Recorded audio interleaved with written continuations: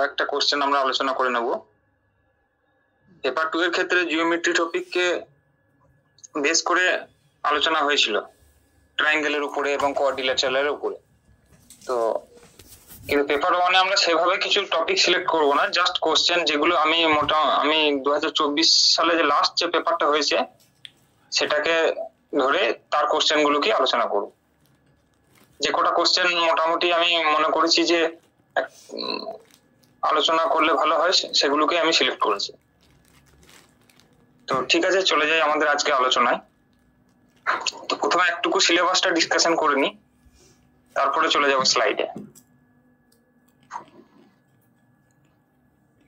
আচ্ছা, আশা করি screen share দেখা যাচ্ছে। তো এই হচ্ছে পেপার 1 এর সিলেবাস। পেপার 2 এর ক্ষেত্রে কিন্তু থাকতো 20টা কোশ্চেন কন্টেন্ট নলেজের উপরে আর 10টা ছিল পেডাগজিক্যাল ইস্যু। কিন্তু পেপার 1 এ দেখো, পেপার 1 এ যেটা দেখতে পাচ্ছি আমরা 30টা কোশ্চেন রয়েছে। 30টা কোশ্চেনের মধ্যে 15টা কোশ্চেন কন্টেন্ট নলেজের উপরে এবং পেডাগজিক্যাল ইস্যুর উপরে কিন্তু বাকি 15টা কোশ্চেন রয়েছে। তো এইটা হলো মূল কথা। তো দেখো পেপার 1 এ যে সিলেবাস আছে geometry, number, shapes and spatial understanding, এইসব তোমরা সিলেবাসটা আশা করি দেখেছো।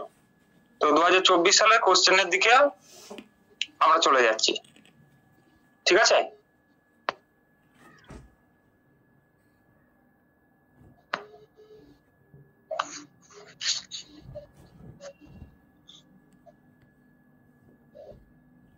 আচ্ছা ঠিক আছে।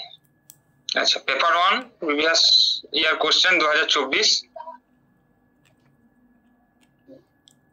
আচ্ছা আচ্ছা, এই হলো প্রথম কোশ্চেন। খুব সহজ কোশ্চেন, তোমরা একদম যা সাধারণ ম্যাথের উপর, ম্যাথমেটিক্স এর উপর সাধারণ নলেজ আছে সেই এই কোশ্চেন গুলো করতে পারবে। দু একটা কোশ্চেন একটুকু এধার ওধার হয়তো থাকে, কিন্তু খুবই সাধারণ লেভেলের কোশ্চেন এখানে দেওয়া থাকে। অবশ্য যারা আর্টসের স্টুডেন্ট তাদের ক্ষেত্রে একটুকু ডিফিকাল্ট হয়, কিন্তু যারা এমনি সায়েন্সের স্টুডেন্ট বা অঙ্কটা নিয়ে একটুকু আলোচনা অঙ্কটা করো কম্পিটিটিভ এক্সামের জন্য, তাদের কাছে তো এই পেপারটা কোনো অসুবিধাই হবে না। তো যাই হোক, সায়েন্স আর্টস বলে কিছু নয়, আমরা একদম বেসিক থেকেই আলোচনা করার চেষ্টা করব যাতে সকলের ক্ষেত্রে আজকে আলোচনাটা উপযোগী হয়। তো চলো তোমরা শুরু করো এই কোশ্চেনটা। How many packets of 1/12 kg salt can be made from 7 whole 1/2 kg of salt? Try করো। খুবই সহজ কোশ্চেন অ্যারিথমেটিকের। 90 স্যার। হ্যাঁ বলো। 90। হ্যাঁ 90, ভেরি গুড ভেরি গুড, খুব সুন্দর। দেখো তাড়াতাড়ি করে দিলে, ঠিক আছে। তাহলে আমিও চলে যাই সমাধানের দিকে। আচ্ছা, কি বলেছে? How many packets of 1/12 kg salt can be made from 7 whole 1/2 kg? আচ্ছা, 7 হোল 1/2, এই 7 হোল 1/2 মানে হলো 7 হোল 1/2, এটাকে প্রথমে ইমপ্রপার ফ্র্যাকশনে আমরা নিয়ে যাব, মানে 7 দুগুণে 14 প্লাস 1 15/2। তো আমার কাছে টোটাল সল্টের কোয়ান্টিটি কতটা আছে? 15/2 কেজি সল্ট আমাদের কাছে আছে। এই যে 15/2 কেজি, এটা হবে 7.5, ওটা আমরা যাবো না, আমরা এটাকে ফ্র্যাকশনেই রাখবো, ঠিক আছে? ডেসিবেলে আমরা যাব না। তো এই যে 15/2 কেজি সল্ট আমাদের কাছে আছে, সেইখান থেকে আমরা কতগুলো প্যাকেট তৈরি করতে পারবো? এই 1/12 কেজি ধরে নিচ্ছি আমরা এক্সট্রা প্যাকেট আমরা তৈরি করতে পারবো। তাহলে একটা এক্সট্রা প্যাকেট মানে ধরো 5টা 6টা 7টা যটা খুশি হতে পারে, সেটাকে আমরা আননোন একটা ভেরিয়েবল দিয়ে ডিনোট করছি, সেটা হলো এক্স। তো মনে করো একটা প্যাকেটে, প্রত্যেকটা প্যাকেটে কতটা কেজি সল্ভ আছে? 1/12 কেজি সল্ভ আছে। তাহলে এক্সট্রা প্যাকেটে কতগুলো সল্ভ আছে, কতটা পরিমাণ সল্ভ থাকবে? নিশ্চয়ই 1/12 x ইন্টু 1/12 কেজি। প্রত্যেকটা প্যাকেটে যদি 1/12 কেজি করে সল্ট থাকে, তাহলে এক্সট্রা প্যাকেটে কটা থাকবে? x into 1/12 KG. কি করে হলো? ঐকিক নিয়মে একটার দাম যদি 5 টাকা হয়, তাহলে 7টার দাম কত? 7 গুণিত 5 টাকা। ঠিক সেরকম এক প্যাকেটে যদি আমার 1/12 কেজি সল্ট থাকে, তাহলে এক্স প্যাকেটে থাকবে x into 1/12 KG.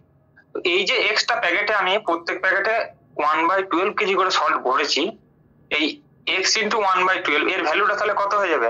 Total number of total যতটা কোয়ান্টিটি সল্ট আছে আমার কাছে 15/2, তাহলে আমার কাছে লিনিয়ার ইকুয়েশনটা কি তৈরি হয়ে গেল, x/12 সমান হবে 15/2। ব্যাস, এখান থেকে আবার x এর মানটা বার করে দিলেই আমার অ্যান্সার চলে আসবে।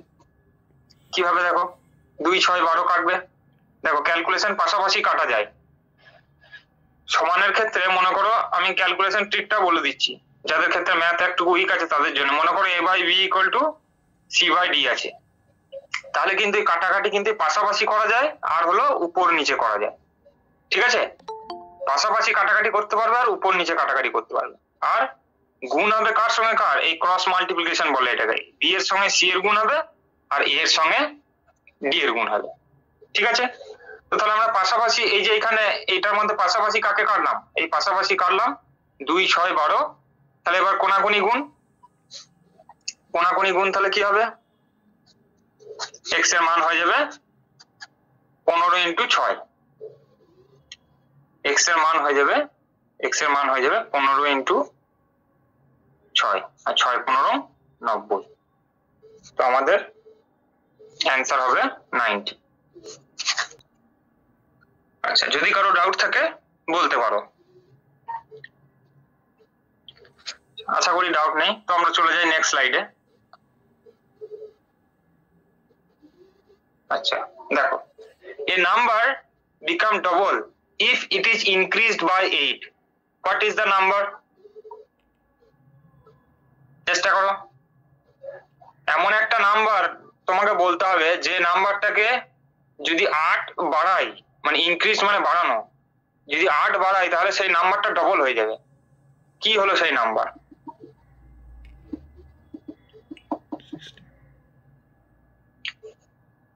বলো অ্যান্সার। এটাও এরকমই অ্যান্সার 48 হবে স্যার। অ্যান্সার অবশ্যই 48 হবে। খুব সুন্দর, দেখো এরকমই সহজ। তোমরা এই যে চটচট করে বলছো, এইভাবে তোমরা সিটেও কিন্তু তাড়াতাড়ি অ্যান্সার করতে পারবে। তাহলে এখানে লিনিয়ার ইকুয়েশন কি ফর্ম হবে, a number become double if it is increased by 8. What is the number? তাহলে ধরি let us consider the number is x. তো x যদি নাম্বার হয় এবং সেটাকে কি করছে, x 8 ইনক্রিজ করছে, 8 ইনক্রিজ করলাম, নিয়ে কি হয়ে যাবে, তখন হয়ে যাবে সেই নাম্বারটা ডবল। ডবল মানে 2x। ব্যাস, এটাকে সলভ করা। এটাকে সলভ করা মানে কি, সাইড চেঞ্জ করতে হবে, এই x টাকে নিয়ে যেতে হবে রাইট সাইডে। x টাকে যদি রাইট সাইডে নিয়ে যাই আমার হয়ে যাবে 2x - x সমান 8। 2x - x সমান কত, দুটো x থেকে একটা x বাদ দিলে হয় একটা x সমান 8। এই হচ্ছে আমাদের সমাধান। মোটামুটি যে কটা কোশ্চেন পড়েছে কন্টেন্টে 2024 আমি তুলে নিয়েছি।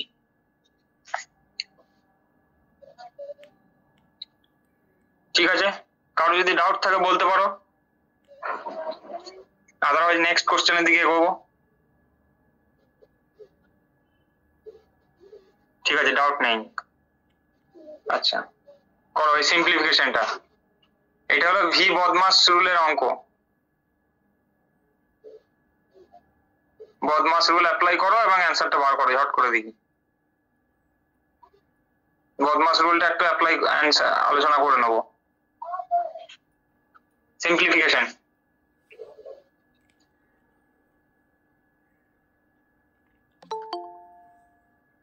ট্রাই করো। বেশ, আচ্ছা আমি তোমরা ট্রাই করতে থাকো। যারা জানো না তাদের জন্য আমি একবার জাস্ট রিক্যাপ করে নিচ্ছি, আলোচনা করে নিচ্ছি।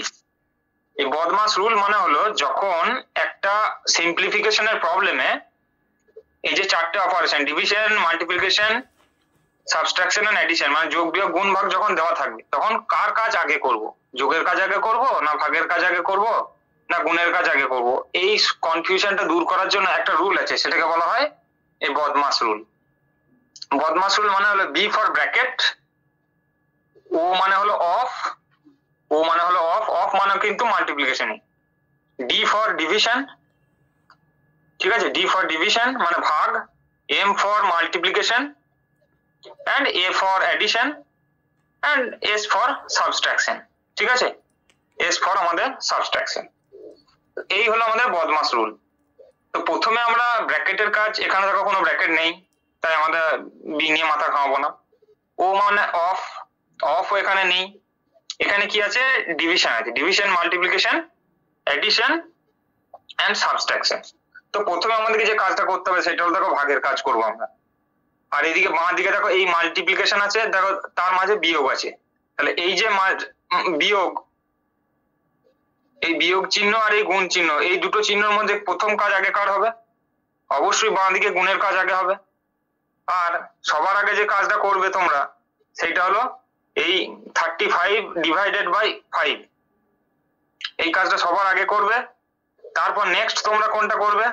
এই মাল্টিপ্লিকেশনের কাজটা করবে, তারপরে এই মাল্টিপ্লিকেশনের কাজ করবে, তারপরে এই সাবট্রাকশন সাইনটা ইউজ করবে।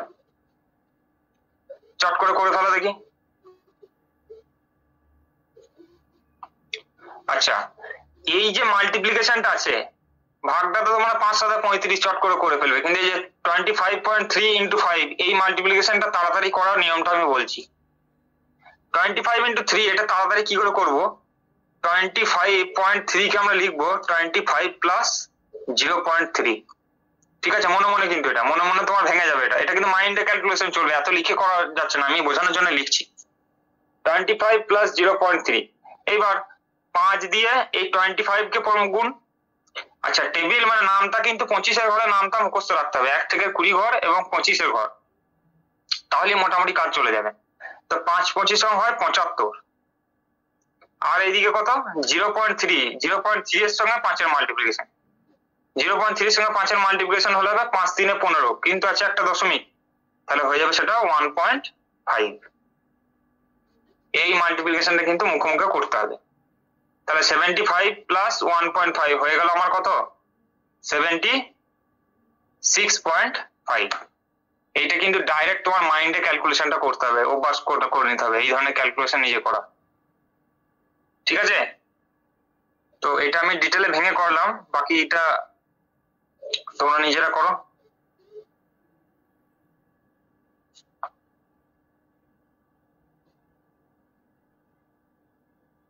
আচ্ছা,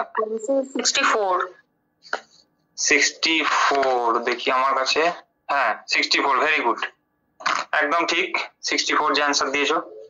চলো সলিউশনটা করে দিই।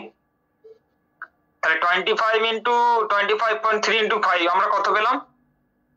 76.5 মাইনাস ডিভিশনের কাজ 35 ডিভাইডেড বাই 5 মানে হচ্ছে 5 7 35 মাইনাস 7 মাইনাস এই যে 3 ইন্টু 18.5 এই মাল্টিপ্লিকেশন কিভাবে করবে? ওই মাইন্ডে ক্যালকুলেশন 18 প্লাস 0.5 তার সঙ্গে কার গুণ? 3 এর গুণ। তাহলে 3 কে যদি 18.5 দিয়ে গুণ করো কত হবে? 3 18 54, 3 18 54 প্লাস 0.5 মানে ওই 1.5, তার মানে কত হচ্ছে?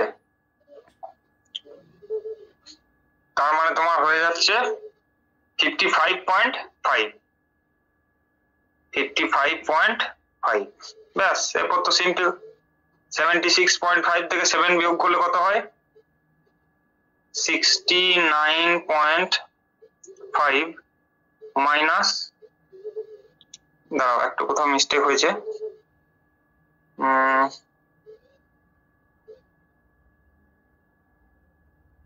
আচ্ছা 25.5টা এখানে একটুকু মিস্টেক হয়েছে, যে স্লিপ অফ মিস্টেক হয়েছে এখানে। এটা তোমার হবে 9119.5। কি করে হলো? 5 25 1 to 6.5, সরি 1 to 6।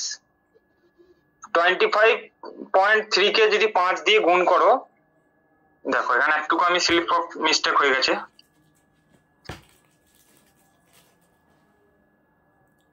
আচ্ছা, 25 প্লাস 0.3 ইন্টু 5, তো 5 25 কত হয়? 125 হয়। আমি যেটা 75 করে দিয়েছিলাম, সরি এই যে 5 কে যখন 25 দিয়ে মাল্টিপ্লাই করবে এটা হবে 125, আর 5 কে যখন 3 দিয়ে মাল্টিপ্লাই করবে সেইটা হয়ে যাবে 1.5। তাহলে 125 প্লাস 1.5 হয়ে যাবে 126.5 এইটা। তাহলে 25.3 ইন্টু 5 হয়ে যাবে 126.5, 35 ডিভাইডেড বাই 5 হয়ে যাবে 7, আর 3 ইন্টু 18.5 হয়ে যাবে 55.5। তাহলে 1 পয়েন্ট, এবার বলো এরপর তো সিম্পল জাস্ট সাবট্রাকশন, আর কিছু নেই। 126 থেকে 7 বাদ দিলে হয়ে যায় 119.5 মাইনাস এদিকে 55.5, 0.5 বিয়োগ করে 0 হয়ে গেল। আর 119 থেকে 55 বাদ দিলে কত হয়? 9 থেকে 5 বাদ দিলে হয় 4, আর 11 থেকে 5 বাদ দিলে হয় 6, মানে 64.0। তাহলে আমাদের অ্যান্সার হয়ে যাবে 64। এইটা হবে অ্যান্সার। বলো কারো যদি কোনো অসুবিধা থাকে বলতে পারো। যখনই ডেসিমেলে এরকম গুণ করতে দেবে না, তখনই ডেসিমেলে গুণটাকে এইভাবে অ্যাডিশনের প্রোডাক্ট আকারে ভেঙে নেবে, নিয়ে তারপরে মাল্টিপ্লাই করে দিয়ে অ্যাড করে দেবে। এটাও শর্টকাট ট্রিক্স গুণ করার। আর একটা গুণ করা শর্টকাট ট্রিক্স তোমাদেরকে বলে রাখি কথা প্রসঙ্গে, তারপর নেক্সট কোশ্চেনে যাব। ধরো মনে করো তোমাকে দিয়েছে 259 কে তোমাকে গুণ করতে দিয়েছে 9 এর সঙ্গে। যে গুণের নিয়ম জানো সেটাতে তাড়াতাড়ি তো হবে, কিন্তু আরো তাড়াতাড়ি নিয়ম হচ্ছে কি 9 কে 2 দিয়ে গুণ, 9 দুগুণে 18। শুধু লিখতে তোমার যেটুকু সময় লাগবে, 5 9 45, এই যে 5 এর সঙ্গে 9 গুণ 450, আর এদিকে 9 9 81, সরি এখানে 81 নিয়ে যোগ। তাহলে 1 8 আর 5 13, 3 হাতে রইল 1, 8 আর 4 12, আর 1 এ 13, আর এদিকে 2, 2331। এই যে স্টেপটা আমি লিখলাম ডান দিকে, এইটা তোমার মাইন্ডে করতে হবে যতটা সম্ভব হয়।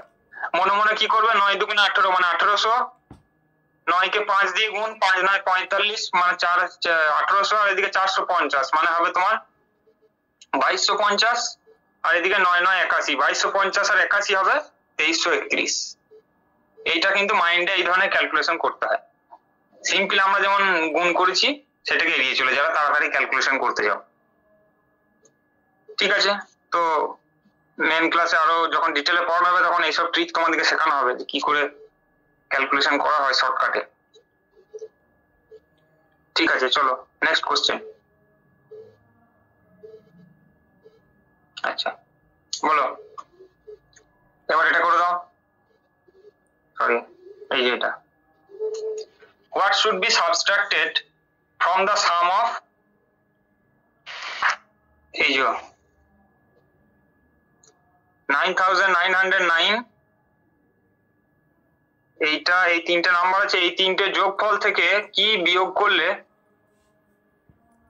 এইটা আসবে 25,454 আসবে। বলো দেখি, যোগ না করে করতে হবে, কিন্তু এই তিনটেকে যোগ করতে বসে যেও না। এই যে তিনটে নাম্বারকে যোগ করে সেইখান থেকে এটা বিয়োগ করতে যেও না। শর্টকাট ট্রিক কারো যদি মাথায় থাকে বলতে পারো মাইক অন করে, যেটা কিভাবে তাড়াতাড়ি করব। আদারওয়াইজ নর্মাল মেথডে করে অ্যান্সার বলো না।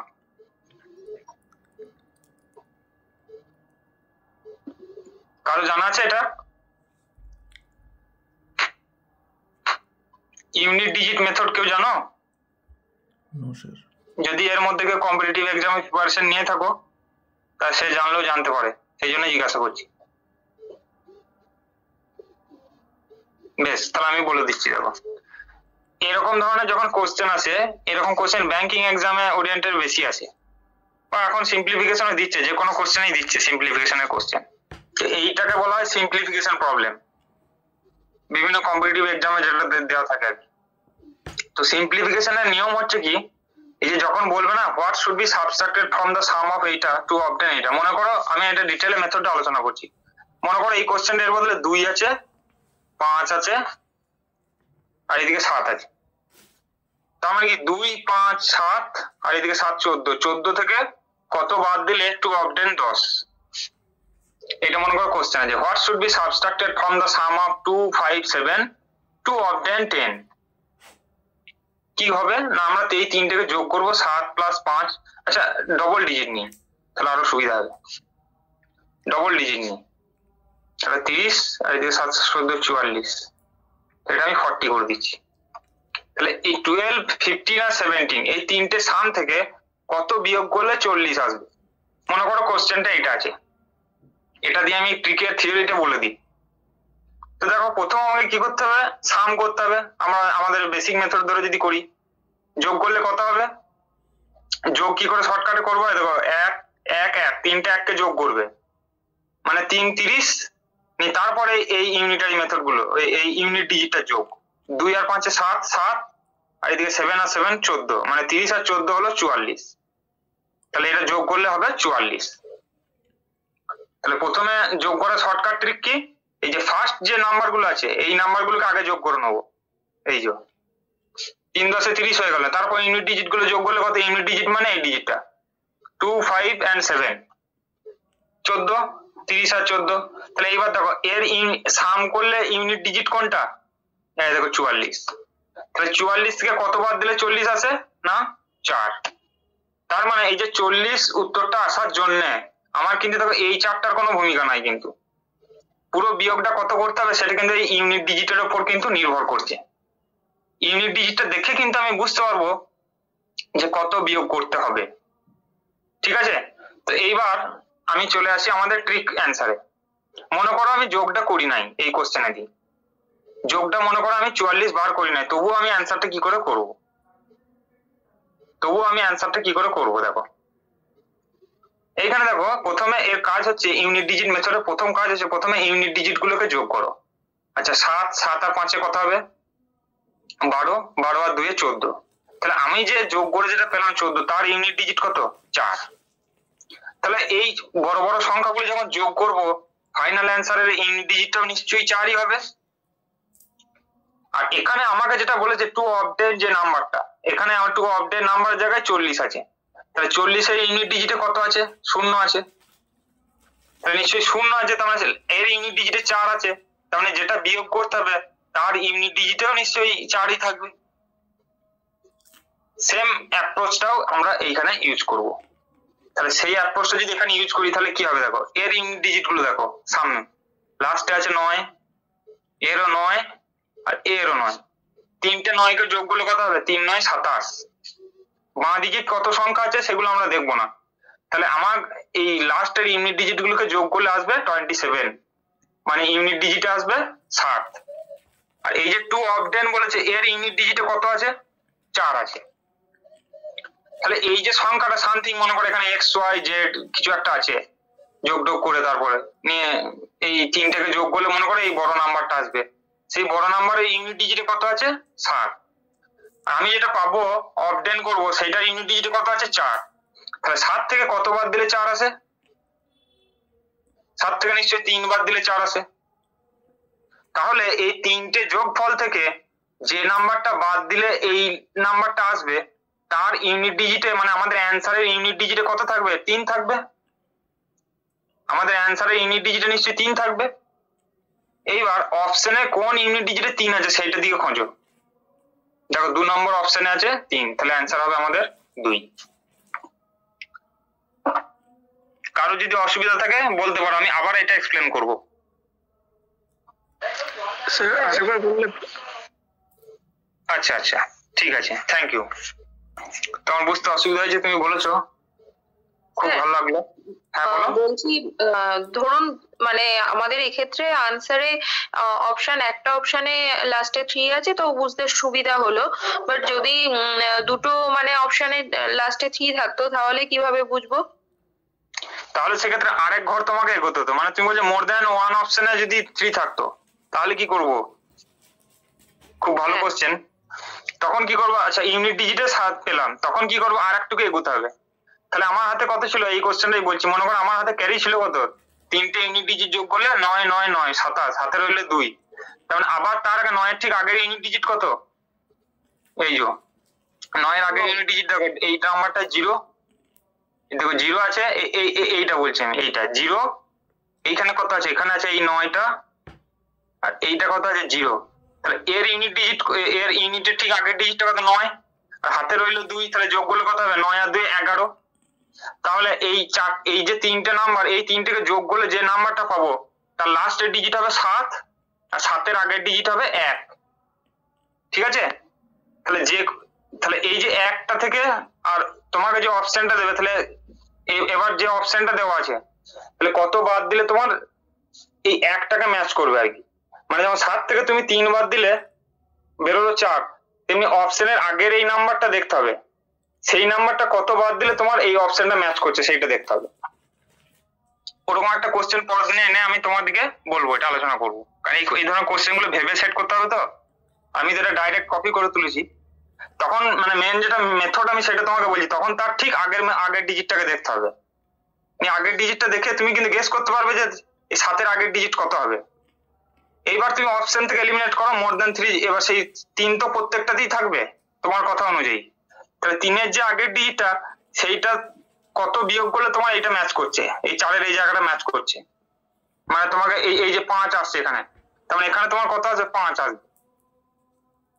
2 অপশনের জায়গায় কত আছে 4-এর আগে 5, তাহলে ওই অপশনে 3-এর আগে এই জায়গাটায় কত এলে, এই জায়গাটায় কত এলে তোমার এইখানটায় 5 আসবে, সেইটা দেখতে হবে।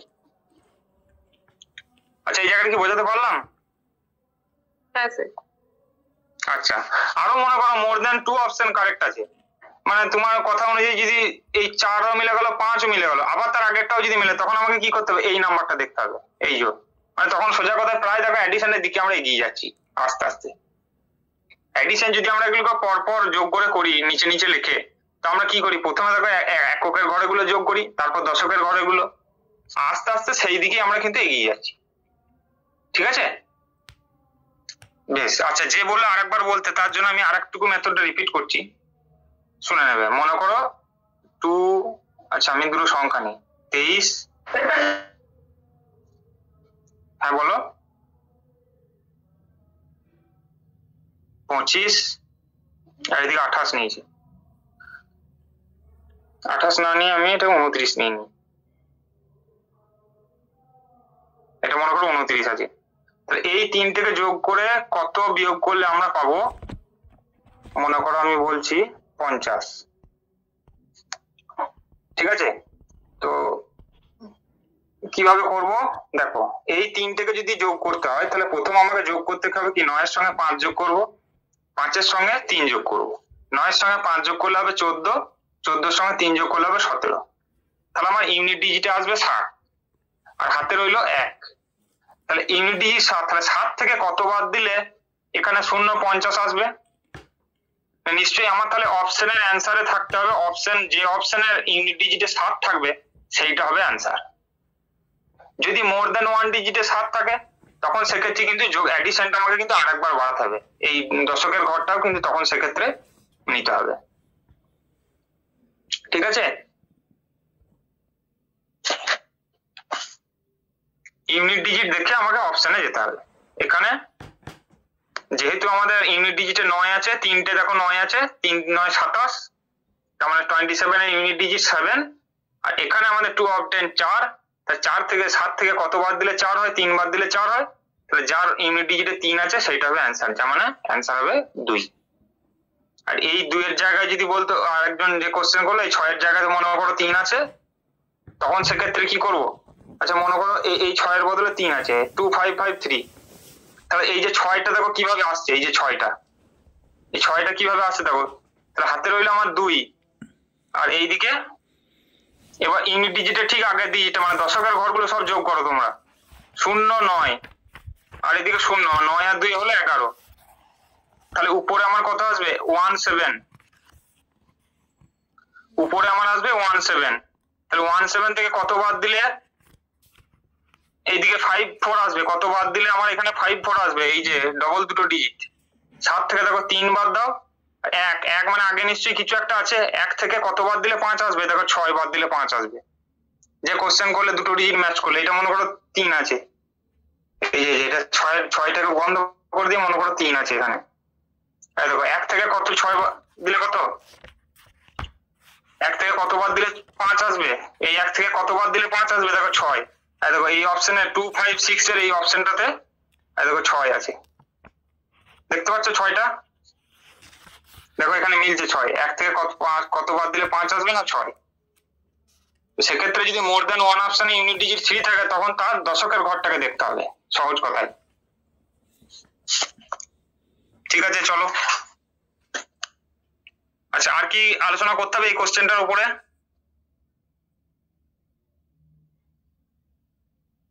হ্যালো, আশা করি অসুবিধা নেই। হ্যাঁ, ঠিক আছে, থ্যাংক ইউ। চলো নেক্সট কোশ্চেন। আচ্ছা, এই কোশ্চেনটা একটুকু আরো ইনফরমেশনটা দিলে খুব ভালো হতো। সবগুলি কিন্তু 24 কোশ্চেন, এটা তো আমি টাইপ করে ফেলেছি 24 বলে, সবগুলি কিন্তু 2024 এর কোশ্চেন করছো তোমরা। এই কোশ্চেনটা বলো দেখি কি হবে।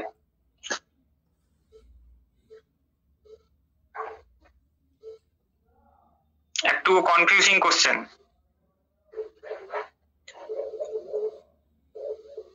আচ্ছা, আমি ততক্ষণ একটু ইনবক্সটা একটু চেক করে নিই। না ঠিক আছে, থাক। এই কোশ্চেনটা কি বলেছে, এ frog jumps 3 steps and a rabbit jumps 7 steps at a time starting from a place O. At which of the following steps they both will be jumping together? মনে করো এরকম একটা জায়গা আছে, এই পয়েন্টটার নাম দিয়েছে ও। এই ও পয়েন্ট থেকে একটা ফ্রগ জাম্প করছে কবার? 1 2 3। যে সময় 3 বার জাম্প করছে সেই সময় র‍্যাবিট কবার জাম্প করছে? সেই সময় র‍্যাবিট জাম্প করছে 1 2 3 4 5 6 7। 7 টাইম একটা র‍্যাবিট জাম্প করছে।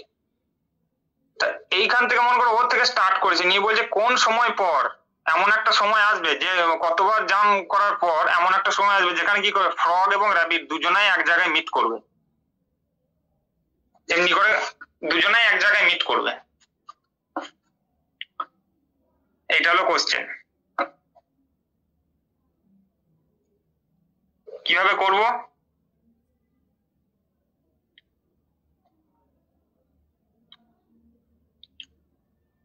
আচ্ছা বেশ, শোনো, এটা যেটা করব ভালো করে মন দিয়ে শুনবে। এটা আর একটু ইনফরমেশন দেয়। এটা অ্যাকচুয়ালি টাইম স্পিড ডিস্টেন্সের অঙ্ক। যারা কম্পিটিটিভ এক্সাম পড়ো তারা হয়তো বুঝতে, আমার কথার সঙ্গে কানেক্ট করতে পারবে। টাইম স্পিড ডিস্টেন্স এই ধরনের অঙ্ক, এর সঙ্গে শুধু টাইমটা মেনশন করে দেয়, মানে সিজিএল এবং এসএসসি তে প্রায় এই ধরনের অঙ্ক ঘুরিয়ে ফিরিয়ে দেয়, কিন্তু এখানে দেখছি টাইমটা অফ করে দিয়েছে, একটা নিজের মতো ওরা বানিয়েছে কোশ্চেনটা, মানে আরো ছোট করার চেষ্টা করেছে। এখানে বলে দেবে যে এইখান থেকে এই পয়েন্টে একটা নির্দিষ্ট সময় পর তারা মিট করবে, নিয়ে বলবে কটা স্টেপ পর যেতে হয়। তো ঠিক আছে, আমরা এই ইনফরমেশন দিয়ে উত্তরটা বার করার চেষ্টা করছি। তো দেখো, এই যে ও পয়েন্ট থেকে মনে করো ফ্রগ আর র‍্যাবিট স্টার্ট করছে, ঠিক আছে, মন দিয়ে শুনবে। তো এবার এই যে 3টে স্টেপ, একটা ধরো ঠিক 1 সেকেন্ডের মাথায় ফ্রগ 3 বার লাফালো, আর র‍্যাবিট তখন কয়বার লাফালো? 7 বার। এবার এই যে আমি যে ছবিটা এঁকেছি এই ছবি অনুযায়ী কি হবে, একটা সব সময় কিন্তু র‍্যাবিট আগে যাবে, মানে এরকম নিশ্চয়ই ঘটনাটা ঘটবে না। ঘটনাটা ঘটবে কিরকম, র‍্যাবিটের 3 বার মনে করো প্রায় সমান, ফ্রগের 3 বার, র‍্যাবিটের 7 বারের প্রায় একটুকু এধার ওধার থাকবে, ঠিক আছে। মনে করো এরকম বড় বড় জাম দিচ্ছে আর কি ফ্রগ, আর এ প্রায় সমান, তাহলে এই সমান কথাটা এখানে উল্লেখ করতে হতো, তাহলে কিন্তু উত্তরটা ঠিকঠাক আর কি আসতো, আমার যা মনে হচ্ছে। যাই হোক, অ্যান্সারের দিকে এগুই।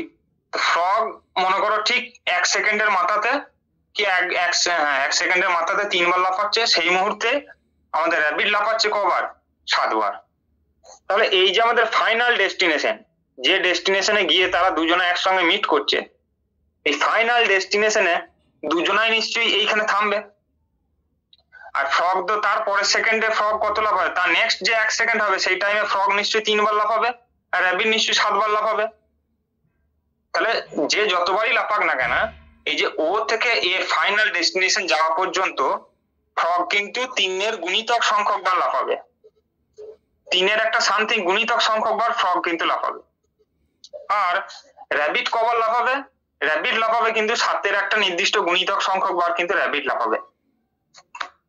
কারণ কি সে প্রত্যেক সেকেন্ডে 7 বার, তাহলে 2 সেকেন্ডে 14 বার, 3 সেকেন্ডে 3 সাথে 21 বার। ফ্রগ তেমনি 1 সেকেন্ডে 3 বার, 2 সেকেন্ডে 6 বার, 3 সেকেন্ডে 9 বার, এইভাবে লাফাতে যাবে। তাহলে এমনি করে যে সময় পর মানে যতগুলো স্টেপ লাফানোর পর দুজনে একসঙ্গে মিট করবে, সেই স্টেপটা নিশ্চয়ই অবশ্যই 3-এরও গুণিতক হবে, আবার 7-এরও গুণিতক হবে। এইটা হলো উত্তর। যে ডিস্টেন্সটা মানে যে অপশনটা 3-এরও গুণিতক এবং হ্যাঁ বলো। হ্যাঁ, এখানে তো 3 আর 7 যে ডিভিজিবিলিটি রুলস আছে, মানে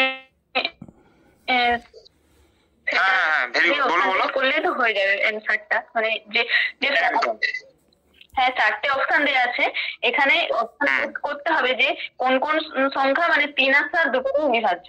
এবার এখানে একটু শর্টকাট রুলসটা অ্যাপ্লাই করলেই হবে আর কি, ডিভিজিবিলিটি অপশন টেস্ট করে। একদম ভেরি গুড। কিন্তু ওই যে তুমি বললে 3 আর 7 দিয়ে ডিভিজিবল করলে অ্যানসারটা বেরোবে, কেন 3 আর 7 দিয়ে ডিভিজিবল করলে অ্যানসারটা বেরোবে আমি সেটা এক্সপ্লেন করলাম আর কি। কারণ নাম্বার অফ স্টেপ, হ্যাঁ ঠিক তুমি একদম ঠিক ধরেছো, এক কথায় উত্তর হয়ে যাবে। ওখানে ওই ছবি এঁকে মানে করতে গেলে অনেকটা টাইমই লেগে যাবে, মানে যেটা সে তো বটেই। আমি ছবিটা আঁকাচ্ছি কি জন্য, তোমাদের কনসেপ্টটা ক্লিয়ার করার জন্য। আমি দেখো প্রথম ক্লাসে প্রথমেই বলেছিলাম আনসারের সলিউশন গুলো কিন্তু আমার অনেক লেন্দি হবে, কারণ আমি ধরে এক্সপ্লেন করছি বলে। এই ধরনের ক্যালকুলেশন মাইন্ডে যখনই জাম্পিং টুগেদার বলবে, যে টুগেদার কথাটার সঙ্গে কিন্তু এলসিএম এর অনেকটা মিল আছে। দেখবে সেই ক্লাস 6 যে ঘন্টাগুলো ছিল, যেটা এবারে পিএসসি ক্লার্কশিপে পড়েছিল, আমি তো 3rd শিফট ছিল, দেখবে একটি ঘন্টা ঠিক 1 ঘন্টা অন্তর বাজে, 60 মিনিট অন্তর বাজে, আর 45 মিনিট অন্তর বাজে। তাহলে দুপুর 12টায় বাজার পর তারা একসঙ্গে আবার কবার বাজবে? ওই যে একসঙ্গে আছে না, একসঙ্গে কবার বাজবে, একসঙ্গে যখনই দেবে তখনই কি করতে হবে, ওই যে টাইম গুলো বলেছি তার এলসিএম, আর এলসিএম মানে হলো গুণিতক। হ্যাঁ তারপরে হবে। হ্যাঁ, কিন্তু এখানে দেখো এলসিএম এর কোনো অপশন নেই, এখানে আরো কিছু ইনফরমেশন দেওয়া নেই, এক্সাক্ট ডিস্টেন্স আমার যেহেতু দেওয়া নেই, সেই জন্য আমরা জাস্ট 3 আর 7 দিয়ে ডিভিজিবিলিটি টেস্ট করে দিলেই আমাদের অ্যান্সারটা কিন্তু বেরিয়ে যাবে। আশা করি বোঝাতে পারলাম। এবার 3 আর 7 দিয়ে ডিভিজিবিলিটি টেস্ট বলি। ডিভিজিবিলিটি রুল দেখো, 3 দিয়ে ডিভিজিবিলিটি রুল কি? 3 দ্বারা ডিভিজিবিলিটি রুল হচ্ছে এই যে নাম্বার অফ ডিজিট গুলোকে যোগ করবে তুমি, 3 প্লাস 7 প্লাস 8, 3 প্লাস 7 প্লাস 8 কত? 7 আর 10 আর এদিকে 18 দেখো ডিভিজিবল বাই 3, তাহলে নাম্বারটা divisible by 3। Divisibility rule in detail ক্লাসে তোমাদের হয়তো ডিভিজিবিলিটি রুল যদি সুযোগ হয় বলবো আমি, প্রত্যেকটা নাম্বার দিয়ে ডিভিজিবিলিটি রুল আছে। 3 দ্বারা ডিভিজিবিলিটি রুল হচ্ছে ডিজিট গুলোকে যোগ করলে যদি সেটা 3 দ্বারা ডিভিজিবল হয় তাহলে সেটা 3 দ্বারা ডিভিজিবল। সিমিলারলি 9 দ্বারা ডিভিজিবল রুল হচ্ছে ডিজিট গুলোকে যোগ করলে যদি সেটা 9 দ্বারা ডিভিজিবল হয় তাহলে সেটা 9 দ্বারা ডিভিজিবল। তাহলে দেখো 3, 7, 8 3 দ্বারা ডিভিজিবল, আর 7 দ্বারা ডিভিজিবল রুলটা একটু কমপ্লিকেটেড। 7 দ্বারা ডিভিজিবল রুলটা অ্যাপ্লাই করার থেকে ডাইরেক্ট ডিভিশন মানে হচ্ছে কিনা দেখে নেওয়াটা অন্ততপক্ষে 3টে ডিজিটের ক্ষেত্রে সহজ। এটা বাই 7 মনে একদম ঝটঝট করে কাটবে, 7 5 এ 35, এত এইভাবে কাটবে। তাহলে 37 থেকে 35 বাদ দিলে 2, আর এইদিকে হলো 8, 4 7 28, চট করে কেটে গেল 54। তাহলে অপশন নাম্বার 1টাই হলো সঠিক আমাদের। এটা 3 দ্বারা ডিভিজিবল এবং 7 দ্বারা। আচ্ছা, ক্রস চেকের জন্য অপশন 2টাও দেখি। 2 এ কি আছে? 3 প্লাস 5 প্লাস 8, 5 আর 3 8, 8 আর 4 12, তাহলে এটা 3 দ্বারা ডিভিজিবল। কিন্তু দেখো 3 5 4 এটা 7 দ্বারা ডিভিজিবল মনে হচ্ছে হবে না, কারণ যখন এটা 7 দিয়ে কাটতে যাবো, দেখো 7 5 এ 35, আর এদিকে 4 তো কোনো দিকেই কাটবে না, তাহলে এই অপশন নাম্বার 2টা হলো না, 7 দ্বারা ডিভিজিবল হলো না। অপশন নাম্বার 3টাও সিমিলারলি, অপশন নাম্বার 3টা দেখো, অপশন নাম্বার 3 দেখো 3 3 6 আর এদিকে 4 মানে হচ্ছে তোমার 10 তো 3 দ্বারা ডিভিজিবলই নয়, তাহলে এটা 3 দ্বারা ডিভিজিবল নয়। আর এটা দেখো তেমনি 7 আর 3 এ 10 আর 1 এ 11 3 দ্বারা ডিভিজিবল নয়, তাহলে এটা অ্যান্সার হলো না। তাহলে অ্যান্সার হয়ে গেল আমাদের অপশন নাম্বার 1। ঠিক আছে, কারো অসুবিধা থাকলে বলতে পারো, নাহলে নেক্সট কোশ্চেন। আচ্ছা, এটা বলো, এটা একটা খুব মানে কনফিউজিং কোশ্চেন আর কি, এটা না জানলে তুমি করতে পারবে না। এটা কিন্তু ইন্টেলেকচুয়ালি কোশ্চেন না, এটা একটা জাস্ট ইনফরমেশন বলবো।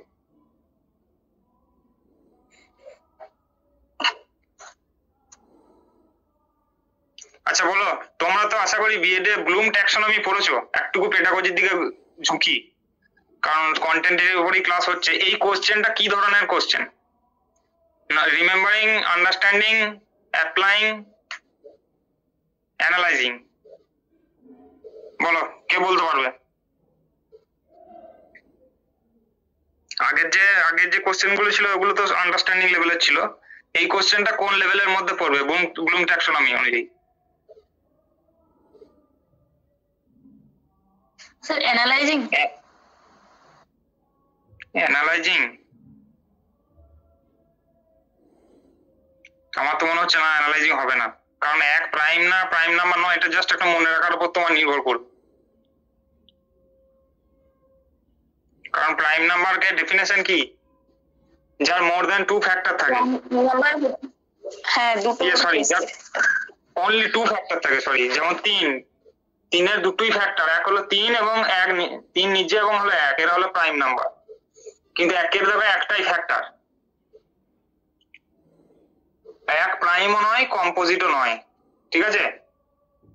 এটা একটু মনে রাখা, এটাকে দুভাবে ভাবতে পারো। এক হচ্ছে রিমেম্বারিং কোশ্চেনও বলতে পারো, যে আমি শুধু মনে রাখলাম যে এক প্রাইম নাম্বার নয় এবং কম্পোজিট নাম্বার নয়। আর কেন নয় তার ডেফিনেশনটা যদি আসা যায়, তাহলে প্রাইম নাম্বারের ডেফিনেশন আর কম্পোজিট নাম্বারের ডেফিনেশন থেকে আসতে হবে। তাহলে এক পক্ষে এটা অ্যানালাইজিংই বেশি ঝুঁকছে, কারণ পেডাগজিক্যাল তো মানে কি বলতো এক্স্যাক্টলি বলা যায় না, যেটা মোর অপশন থাকে, যেটা একটু বেশি ঝুঁকে থাকে সেই দিকটাই বলবো। তো অ্যানালাইজিং এই সেন্সে বলবো, তুমি প্রাইম নাম্বারের ডেফিনেশনটা ইউজ করলে, যে প্রাইম নাম্বারের ডেফিনেশনে যেখানে only 2 factor, the number itself and 1, তাকে বলবো প্রাইম নাম্বার, ঠিক আছে? তো একের যেহেতু 2 ফ্যাক্টর নাই, একটাই ফ্যাক্টর, যার জন্য এককে আমরা প্রাইম নাম্বার বলবো না। এই লজিক দিয়ে বলতে পারো যে প্রাইম না, according to the definition of prime number 1 is neither prime number. এই সেন্সে তুমি এটাকে অ্যানালাইজিং বলতে পারো। আর কি? কম্পোজিট নাম্বারও নয়। কম্পোজিট নাম্বারের ডেফিনেশন কি? কম্পোজিট নাম্বারের ডেফিনেশন হচ্ছে যার মোর দেন 2 ফ্যাক্টর থাকবে, দুটোর বেশি ফ্যাক্টর থাকবে।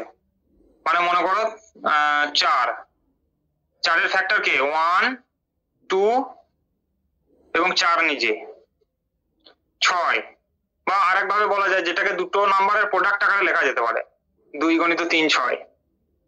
দেখো 6 এর সেক্ষেত্রে ফ্যাক্টর কি হয়ে যাবে? 1, 2, 3 আর 6 নিজে, মোর দেন 2 ফ্যাক্টর। কিন্তু একের তো কেউই ফ্যাক্টর নাই এক নিজে ছাড়া, যার জন্য এক প্রাইম নাম্বারও নয় আবার কম্পোজিট নাম্বারও নয়। এভাবে যদি এক্সপ্লেন করো তাহলে এটা অ্যানালাইজিং এ যাবে। আর যদি কেউ ডাইরেক্ট মনে রাখে আর কি 1 ইজ নাইদার প্রাইম নর কম্পোজিট, সেক্ষেত্রে সেটাকে একদম রিমেম্বারিং এ চলে যাবে। তো অ্যানালাইজিংটাই, কারণ দেখো অ্যানালাইজিং এই সেন্স যদি ডেফিনেশন ইউজ করো তাহলে অ্যানালাইজিং বলবো, কিন্তু দেখো ডেফিনেশনে আমরা কি ইউজ করছি? ডেফিনেশন ইউজ করছি যার অনলি 2 ফ্যাক্টর, তারা হলো প্রাইম, সেটা 5 এবং 1। দেখো 1 কে কিন্তু ডেফিনেশনে ইউজ করে ফেলছি, ঠিক আছে? ডেফিনেশনে কিন্তু 1 কে ইউজ করে ফেলছি, ঠিক আছে? যাই হোক, অ্যানালাইজিং রিমেম্বারিং যদি দুটো অপশন থাকে এরকম, যে এই ধরনের কোশ্চেন কোন ট্যাক্সোনমিকে ফলো করবে, তখন তোমাকে কিন্তু বা ইন্টারভিউতে যদি জিজ্ঞাসা করে যে এই কোশ্চেনটা, তোমাকে কিন্তু তুমি বলবে যে যদি আমরা ডেফিনেশন ইউজ করি তাহলে অ্যানালাইজিং, কিন্তু ডেফিনেশন ইউজ করতে গেলে আমাকে 1 কে ইউজ করতে হচ্ছে, আর তা না হলে বলবে ওটা রিমেম্বারিং লেভেলে পড়ে যাচ্ছে, যে এটা নাই প্রাইম নাম্বার নয় কম্পোজিট নাম্বারও নয়। যদি এই কোশ্চেনটা কোথাও আসেনি, আমি নিজে ভেবেছি আর কি কোশ্চেনটা। যাই হোক, চলো নেক্সট কোশ্চেন। ব্লুম ট্যাক্সোনমি কিন্তু খুব ভালো করে পড়বে, গোটা টিচিং এডসে কিন্তু খুব মানে প্র্যাকটিস টিচিং এ তোমাদের সব থেকে বেশি কাজে লাগবে ওই জায়গাটা, লেসন প্ল্যান বানানোর ক্ষেত্রে। নেক্সট কোশ্চেন বলো, এটা খুবই সহজ। The number of degree in 2 whole 2/3 right angle is,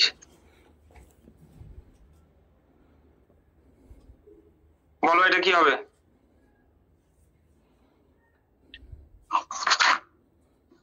চট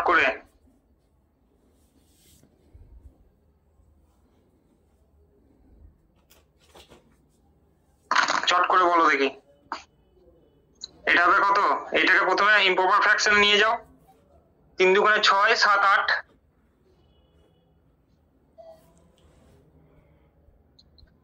এটাকে যদি ইম্প্রপার ফ্র্যাকশন নিয়ে যাও 8/3 the number of degree in 2 whole 2/3 right angle 8/3 into 90 degree, তাহলে এটা কত হবে?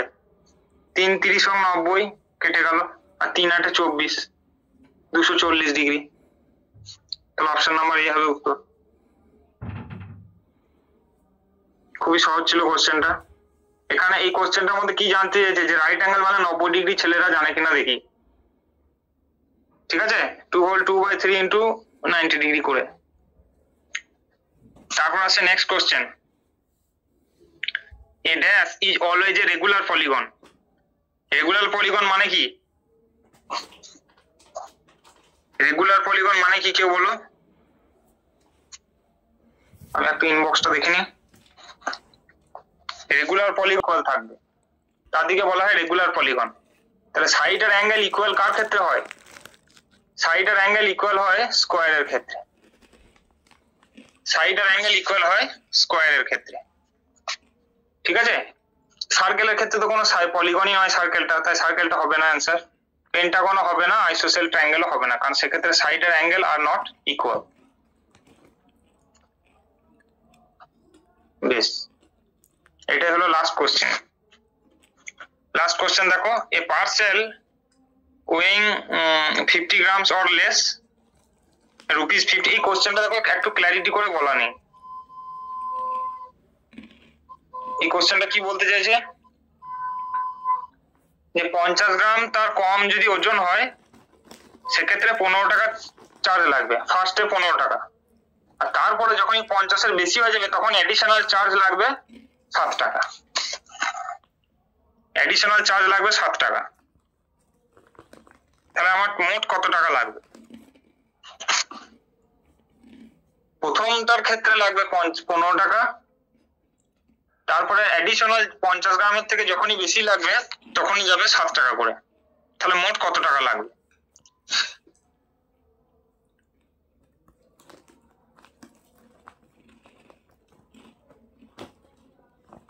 কি করবো এটাই দেখো, প্রথমে আমরা 350 গ্রাম পার্সেল পাঠাবে, তাহলে 350 থেকে প্রথমে 50 গ্রাম পার্সেল আমরা করে দেবো।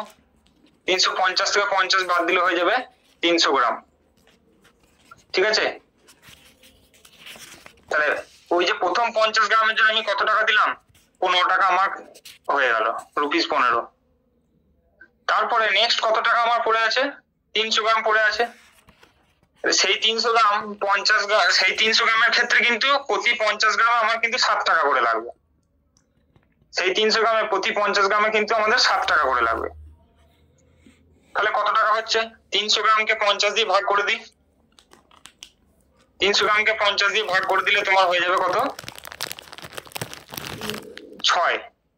তাহলে এই যে 6টা পার্সেল, এই 6টার জন্য কিন্তু 7 টাকা করে দেবো আমি। তার মানে 6 7 42, তাহলে 15 টাকা আর এদিকে 42 টাকা, এই দুটো মিলিত হবে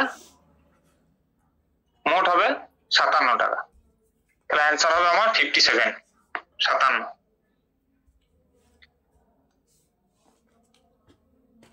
ঠিক আছে? তো মোটামুটি 2024 সালে যে কটা কোশ্চেন পেপার 1-এ পড়েছে সেটা আলোচনা করার চেষ্টা করলাম। আশা করি তোমরা মানে আমার যতটা নিজের বেস্ট দিয়ে চেষ্টা করেছি।